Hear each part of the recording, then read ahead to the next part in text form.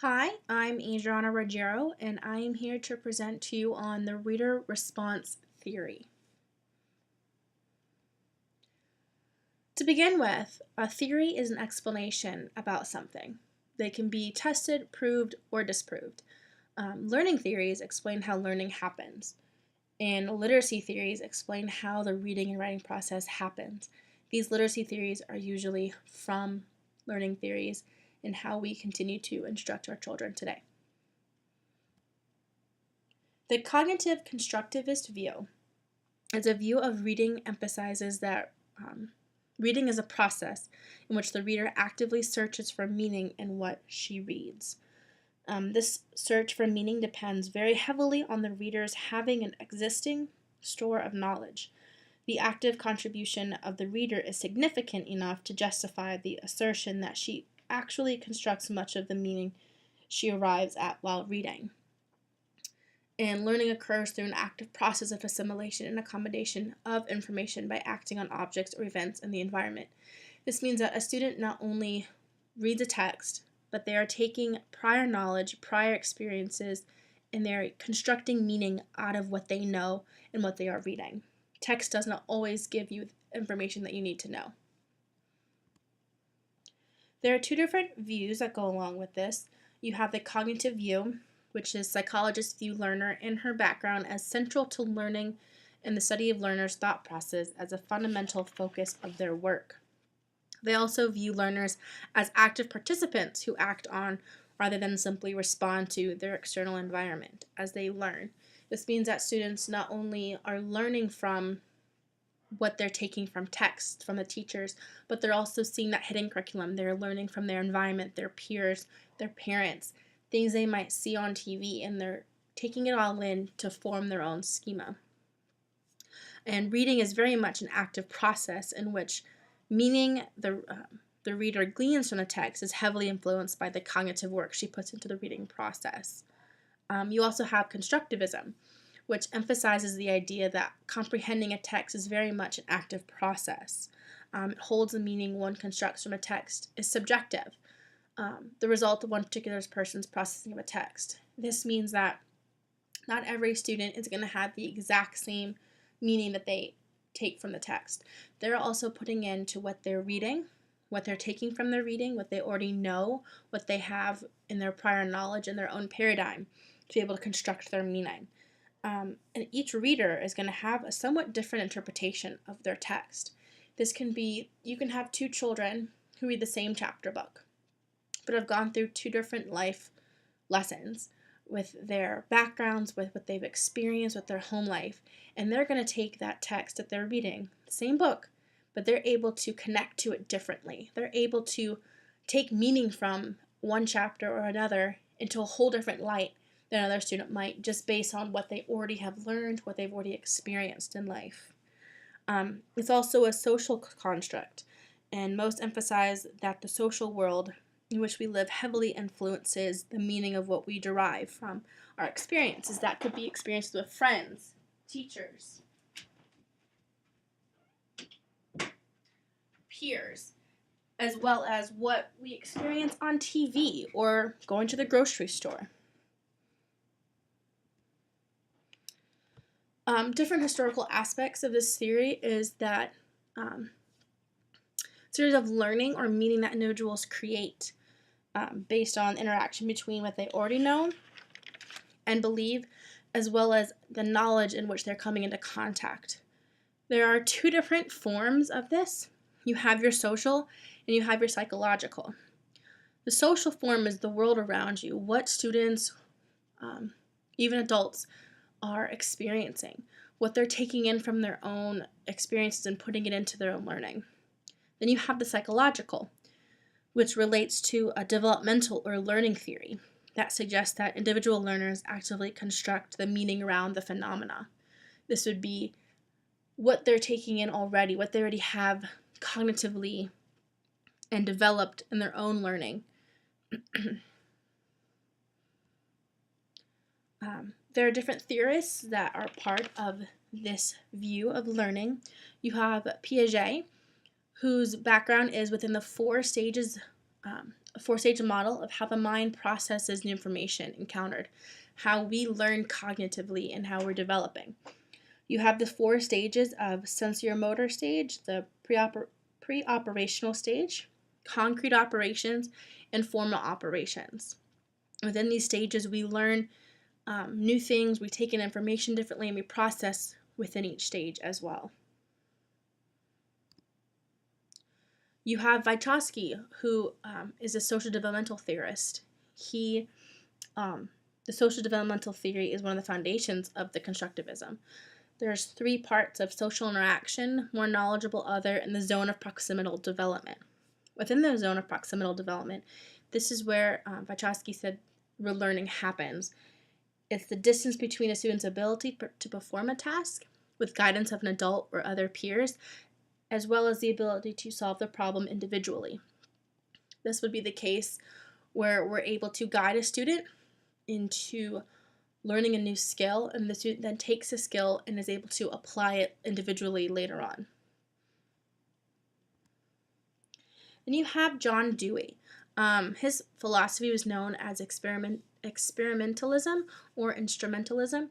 It's largely based on human experience, and he believed that education should be based on learning through doing.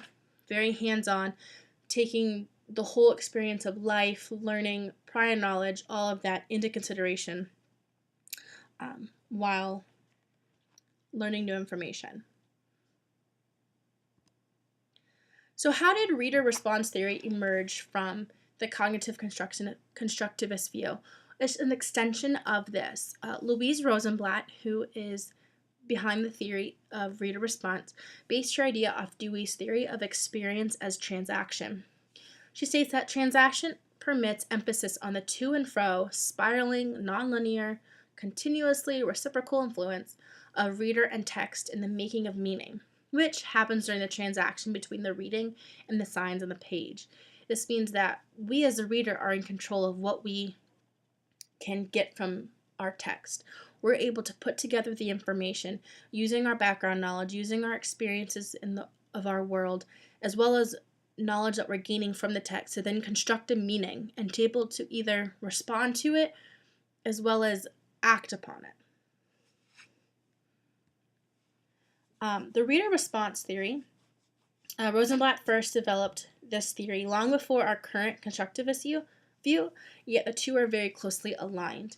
It puts a good deal of emphasis on the reader, stressing that the meaning one gains from text is a result of the transaction between the reader and the text, that the readers will have a range of responses to literary works. Like I've stated before, each child, each reader is going to have a different view of this reading, depending on their experiences in the world, as well as prior knowledge. Readers should be allowed to and encouraged to construct a variety of interpretations if they can support them. Within the reader response theory, Rosenblatt said that there was two different types of reading. You have efferent and you have aesthetic. Efferent reading is reading for information. What can I take from the text to learn more? The reader's attention is focused on what she will be taking from the reading, what information can be learned, and much of reading is done in this type of reading for the sake of learning. Most of the reading we do in school, even if it's for fun, we're usually taking some type of knowledge in and learning from the text. Aesthetic reading is reading to experience the text. What connections are you making to the text while you are reading? What happens to the reader while reading the text? The reader's attention is focused on associations, feelings, attitudes, and ideas that the text arouses. The individual creates own meaning through a transaction with the text based on personal associations. This is when we tell the kids, make your mental movie. What are they feeling from the story, the text that they are reading? What attitudes do they get from characters? What ideas pop into their head while they're reading? That is what the aesthetic reading means. Different historical aspects of the reader response theory is most of it came from Louise Rosenblatt's 1938 work of Literature as Exploration.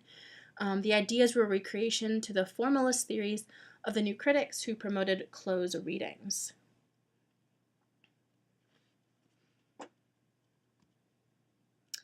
Louise Rosenblatt attended Barnard College, which is a women's college of the Columbia University.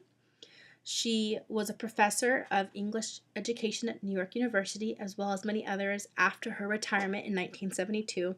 She taught at Barnard College, Brooklyn College, Rutgers, Michigan State, and the University of Pennsylvania. She had two very influential works, The Literature as Exploration, and The Reader, the Text, the Poem, The Transactional Theory of Literary Work, which continues upon her previous work of Literature as Exploration, diving deeper into the meaning readers get from they construct from the text and their own personal experiences.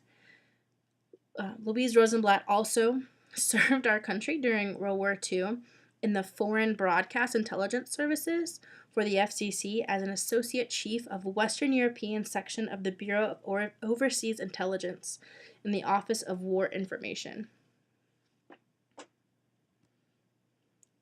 There are many different things that you can apply in the classroom based on reader's response theory. Literature circles is a big one. It's a group of students who come together to discuss a text they've chosen to read. Before meeting, students will pick a book or a group of books that they like to read together, and they also have different roles when they meet.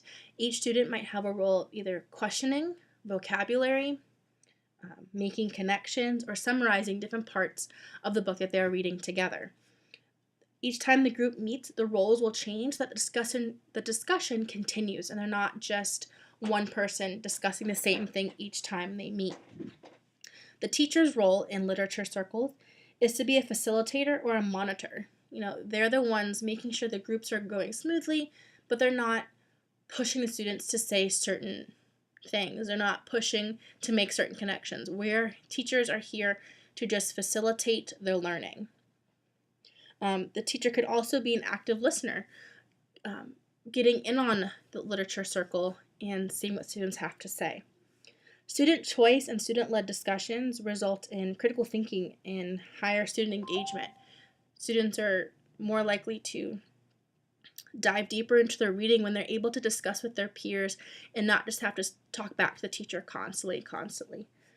You could also use literature circles for English language learners. I have a couple in my classroom this year, and I know that using translators within groups, whether that be a peer translator or even a device, can help students with their sharing. I know my student this year is a very bright student, and she loves to be connected with her peers. She just took a little longer to develop her oral vocabulary in English, and so we would use the iPad, which had a Google Translator on it, to allow her to share her thoughts with the other students within small group and reading time. You can also use peer translators. If you have multiple students who speak the same language in your classroom, you can break them up within the groups to have a few of those language speakers within each group to work with each student. You also have Book Club and Book Club Plus, and these provide opportunities for students to respond to reading by writing, sharing, and discussing. The creators of Book Club were looking for a model that would foster a high degree of student engagement, but also provide opportunities for literacy instruction. And they discovered Vygotsky's space, which consists of public and private and social and digital accesses. So it makes four quadrants, and each of these quadrants provides opportunities for an activity or sets of activity within the book club. You have reading, writing with responding, the actual book club discussions, as well as community share that students can partake in. The Book Club Plus adds a skill and strategy element, and it's built around a theme for the year. Reading workshop is something I do every day in my classroom when it comes to reading time. And it structures reading time and activities to make reading the primary activity and to give students ownership of their reading. The importance of teachers is to demonstrate and endorse the value of reading. We are the role models that students look up to when it comes to reading and learning. If we are not valuing our own love of reading and sharing it with students, they're not going to see that value of what they can see in their reading. And so we are here to share with them our experiences, our responses to our reading, and whatnot. You have 4 components of the reading workshop. You have teacher share time, which is when the teacher takes time to respond to what they're reading, share with the children and students about books they are reading, fun things that they found, just to kind of introduce the reading for the day. You have mini lessons, which can be mini lessons on comprehension strategies as well. You have self-selected reading and response, which is where students choose their books based on their reading level, their interest, what they're looking for to read genre-wise, as well as respond to their reading, taking that time to reflect, connect to the book, and respond to it. And then you have student share time. If they're responding to things, they also need to share with their peers, share with their teacher, because it gives it a better connection to the text as well. If they're just responding and not being able to share, then why respond? The students have to be reassured that they're going to have that time to share, respond, and make meaning of everything they're reading. You also have different types of applications that you can do that are less whole group, more small group, individual-wise. You have different response journals where children will respond to their reading within a journal. Teachers can also look at the journal and respond back to students so that there's a two-way street going on. You have post-reading activities such as questioning, discussion, writing, dramatizations, artistic activities that students can do based on what they have just read. You can do reading response blogs, so it brings a technology component in where students are not just writing down in a journal, but they're able to type and add different things on a blog where other people can see in the classroom. Reading response tic-tac-toe, 3-2-1 response, which goes along with summarizing, sequencing, vocabulary, asking questions, getting the students more of a prompt while responding, as well as at first I thought and now I think is also another prompt type of response where students can first discuss what they thought about what's going to happen in their reading, and they read and now this is what's happening, where are they going to go from there, and prediction and inferencing skills are in that as well. Integration of technology is something that students in our society today need. This new group of students coming up have relied heavily on technology. They've been introduced to it at younger ages, and it keeps them engaged in the classroom. Like I said before, you can do online blogs where students can not only respond to what they're reading, but also share with their classmates and their teachers. There's a site called ThingLink.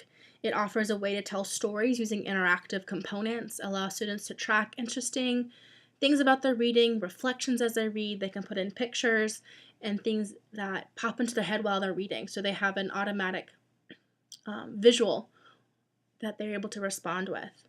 Padlet is actually this picture right here. It's a group collaboration. The teacher can pose questions and students can use virtual sticky notes to respond on a group board. It can also be used individually to create a virtual sticky note wall in response to a book that they're continuing to read. So it could be either group collaboration or individual depending on how the teacher would like to use it. Vokies, these are student-made avatars where they can actually speak and respond while they can either read books, just say their responses, and it's a different way of getting their ideas out. It can also be used for book talks and summarization. Google Drive is a great tool that has so many different things within it, but particularly Google Story Builder. You can have students converse about a book in real time and then capture the exchange. They can build stories with pictures and words and just have discussions all at the same time within Google Drive. There's Evernote, which is a digital workspace where users can compile notes, ideas, images, and tasks, and students can actually research together, plan, maybe organize some ideas.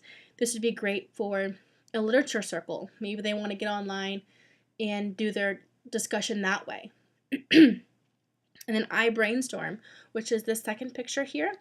It is great for planning organization. It's an app that could be on a tablet where students can just write in, use sticky notes, type in, just to kind of get their own ideas out. So something different than just paper and pencil. It's they're making their own organizers, getting their thoughts down. This can be used to respond to reading. This can be used during a literature circle as well. Same with even a book club. Within every theory, there are always some strengths and weaknesses. Some strengths for the reader response theory is that it has students make richer and more meaningful connections to texts. They're not just reading and thinking about it, they're having to make their connections personally, experiences in the world, reading what the text actually has to say, and making actual responses to what they're reading. They're connecting to the text more, thinking about what they're reading, and not just reading the book. Students are more tolerant to multiple interpretations. Like I've stated before, every student is not going to have the same connections to each text as others. You might have different life experiences that children go through, and they're going to respond differently to what they're reading based on these experiences. So when we're sharing and we are having these different types of discussions as a class, students are able to hear different interpretations and realize that people might react differently because they have gone through different things in their life, they have learned different things, and they have a whole different schema to look back on.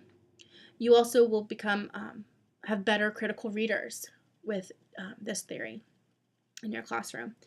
Some weaknesses of this, though, is that students must learn that not every response is maybe equally valid or appropriate.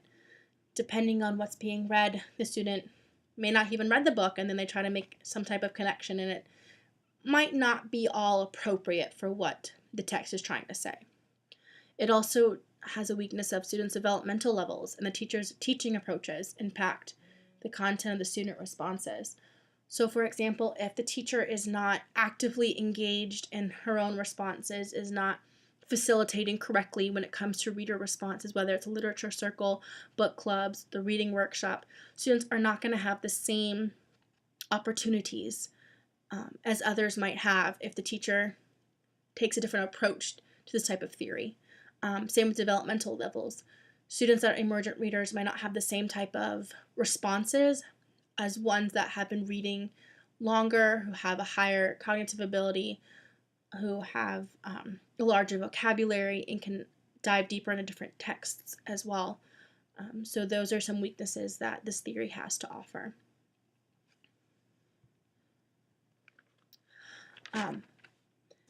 That is the reader response theory by Louise Rosenblatt.